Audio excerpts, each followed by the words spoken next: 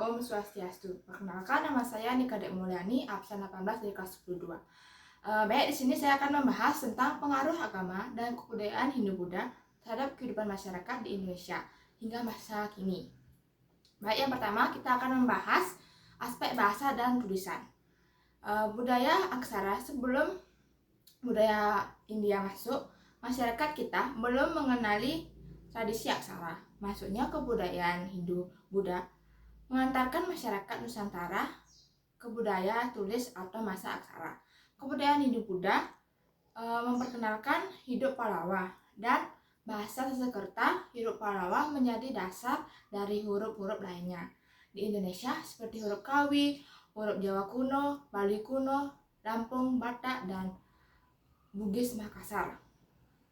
Bukti pertama dikenalnya tulisan di Nusantara adalah penemuan tulisan di atas 7 buah yupa atau 7 batu yang ditulis pada abad 4 Masehi di wilayah Kutai, Kalimantan Timur. Sejak sejarah berupa tulisan itu dapat dilihat melalui berbagai prestasi, kitab, dan manuskrip atau naskah. Sementara naskah Sanskerta memberikan banyak pengaruh terdapat banyak kosakata bahasa Indonesia yang berasal dari bahasa Sanskerta. Contohnya itu Pancasila, asmara, giaya, negara, dan lain. Yang kedua, aspek politik dan pemerintahan. Sebelum masuknya pengaruh Hindu-Buddha ke Indonesia, sistem pemerintahan di masyarakat kita adalah pemerintahan desa yang dipimpin adalah seorang kepala suku. Kepala suku dipimpin berkini dengan kelebihan dan kekuatan. Setelah budaya India masuk, diperkenalkan sistem pemerintahan kerajaan, salah satunya pengaruh Hindu di bidang politik, yaitu munculnya konsep dewa, raja. Konsepnya adalah seorang raja sebagai titisan atau reinkarnasi. Dewa, konsep ini melegitimasikan atau mengenaskan pemuatan kekuatan pada raja.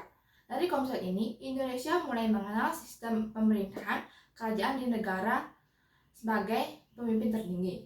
Yang ketiga, aspek agama dan sosial. Sebelum pengaruh Hindu-Buddha masuk ke masyarakat, kita telah mengenal sistem kepercayaan, animisme dan Dianisme, serta sejumlah kegiatan upacara yang terkait pemujaan terhadap roh nenek moyang. Masuknya pengaruh Hindu membuat masyarakat Indonesia mengenal dewa-dewi. Setiap dewa-dewi memiliki tempat dan perannya dalam kehidupan sosial. Pengaruh kebudayaan Hindu yang nyatanya adalah dikenalnya sistem pelapisan sosial dalam masyarakat yang disebut sistem kasta. Sistem kasta yang berlaku di Indonesia tidak seketat di negeri asalnya, yaitu Indonesia, sementara agama Buddha tak mengenal kasta. Yang keempat, aspek budaya dan tradisi. Pengaruh Hindu-Buddha juga mengaruhi aspek tradisi lokal dan masyarakat kita. Contohnya, tradisi di salah satu sampai saat ini adalah upacara ngaben yang dilakukan umat Hindu Bali. Ngaben adalah ritual pembakaran jenazah. Api yang membakar dipercaya sebagai penjelmaan Dewa Brahma yang bisa membakar roh orang yang telah meninggal. Abu-abu dari pembakaran jasad dimasukkan ke dalam buah kelapa untuk kemudian dilarang atau ke laut atau sungai yang dianggap suci. Kelima, aspek arsitektur bangunan.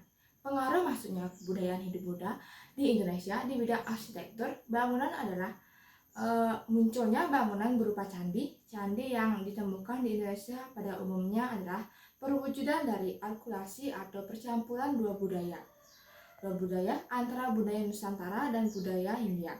Pola dasar dari candi di Indonesia yaitu berasal dari bangunan ini yang mulai berkembang pada masa pengalihan. Candi bercorak Hindu umumnya berfungsi sebagai makam para raja, abu jenazah, sedangkan candi Buddha sebagai tempat ibadah. Yang keenam atau yang terakhir, seni rupa dan seni ukir. Maksudnya pengaruh Hindu juga pengaruh India juga membawa perkembangan dalam bidang seni rupa, seni pahat dan seni ukir. Di sektor para Buddha terdapat lingkungan di Indonesia seperti rumah panggung dan rumah merpati. Sekian dari saya tutup dengan para Santi. Om Santi Santi Santi Om.